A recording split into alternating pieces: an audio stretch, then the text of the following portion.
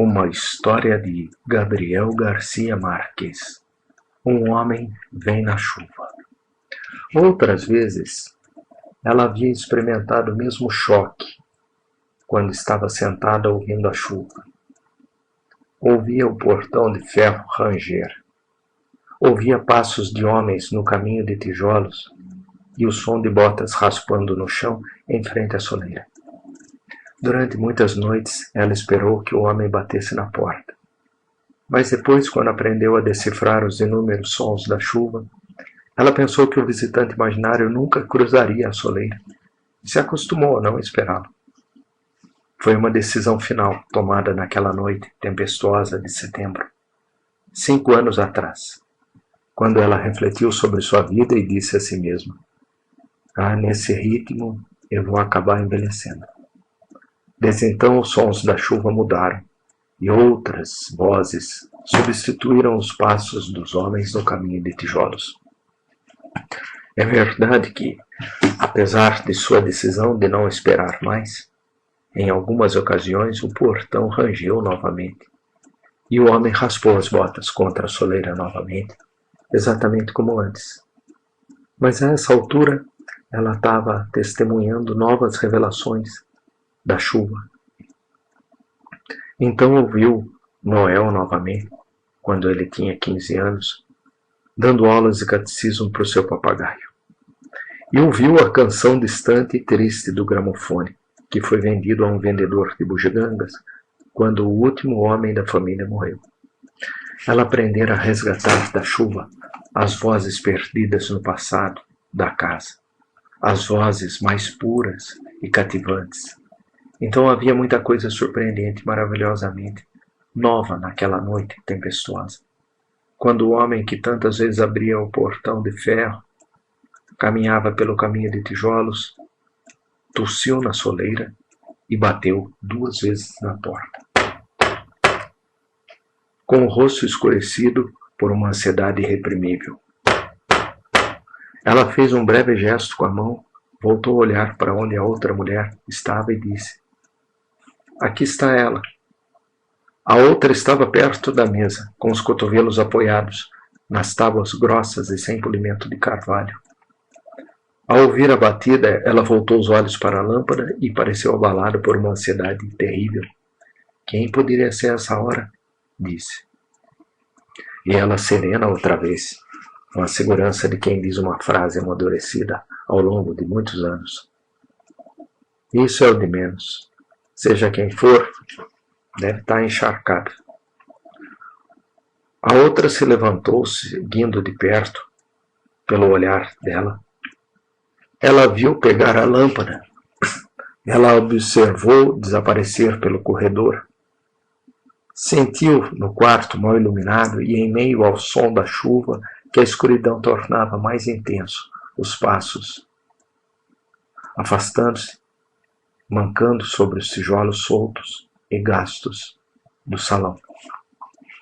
Então ela ouviu o barulho do abajur batendo na parede, depois da barra deslizando de volta em seus anéis enferrujados. Por um momento ela não ouviu nada além de vozes distantes, o discurso distante e feliz de Noel, sentado em um barril dando notícias de Deus ao seu papagaio.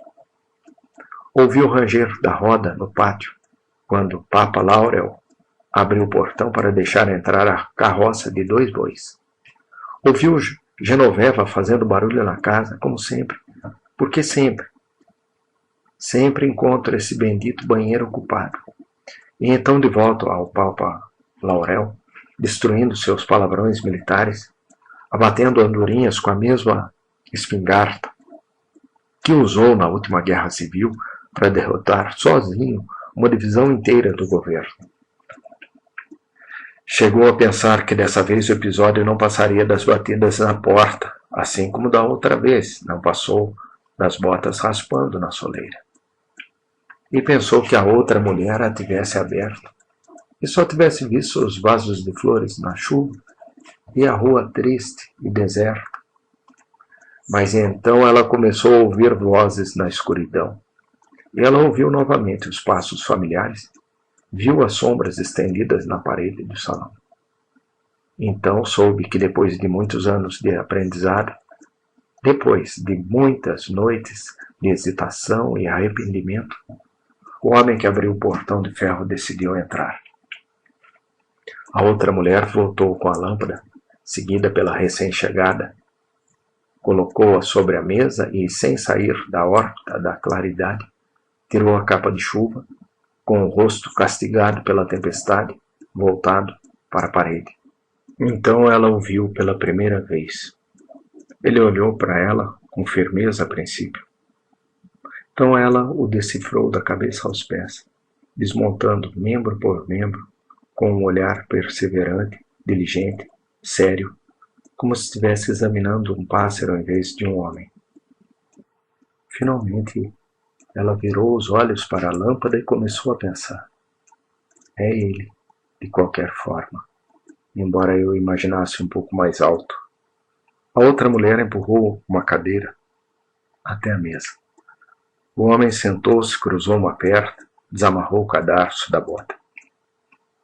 A outra estava sentada ao lado dele, falando espontaneamente sobre algo que ela, na cadeira de balanço, não conseguia entender.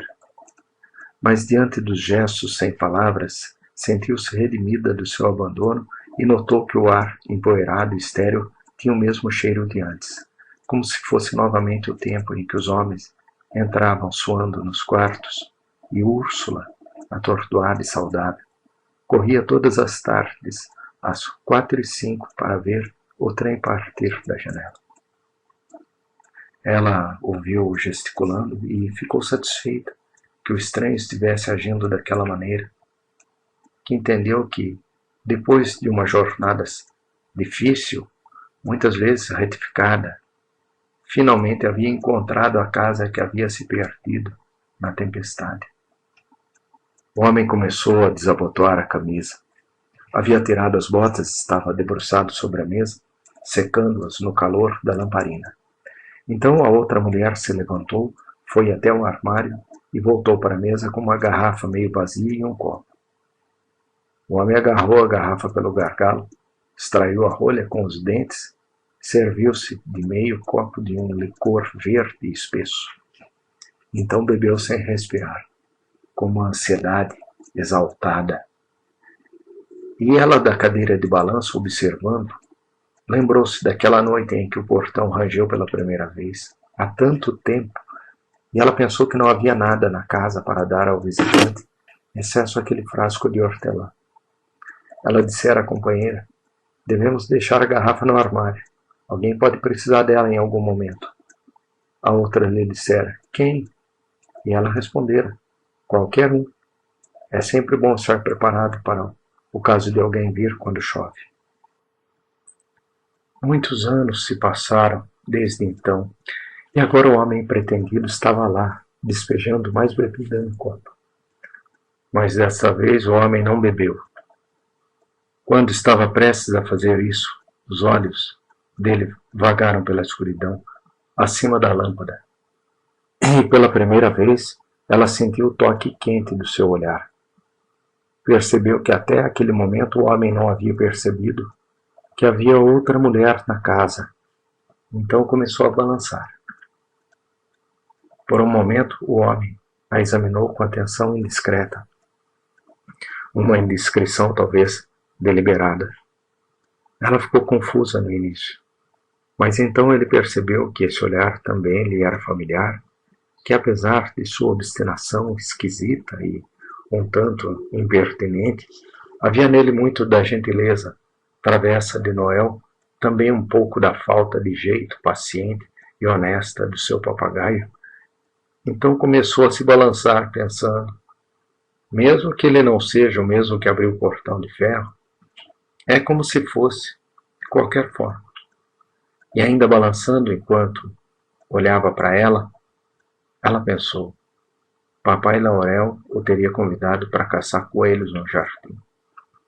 Antes da meia-noite, a tempestade começou.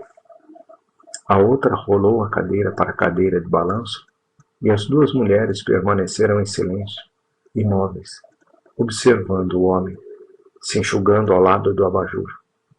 Um galho solto da amendoeira vizinha bateu várias vezes na janela sem ajustá-la, e o ar do cômodo ficou úmido, invadido por uma lufada de ar livre. Ela sentiu a ponta afiada do granizo em seu rosto, mas não se moveu até ver o homem drenar a última gota de hortelã no copo. Pareceu-lhe que havia algo simbólico naquele espetáculo. Então se lembrou de Papa Laurel lutando sozinho, entrincheirado no curral, derrubando soldados do governo com uma espingarda carregada de chumbinhos para engolir.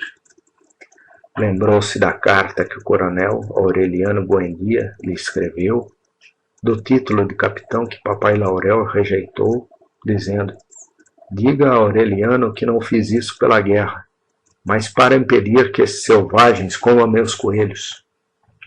Era como se naquela lembrança ela também tivesse despejado a última gota do passado que havia deixado na casa. Tem mais alguma coisa no armário? Perguntou severamente. E a outra, com o mesmo sotaque, com o mesmo tom em que ela supôs que ele poderia tê-la ouvido, disse: nada mais. Lembra-se que na segunda-feira comemos o último punhado de feijão. E então, temendo que o homem as tivesse ouvido, olharam de volta para a mesa e viram apenas a escuridão, sem a mesa e sem o homem. No entanto, elas sabiam que o homem estava ali, invisível, ao lado da lâmpada apagada.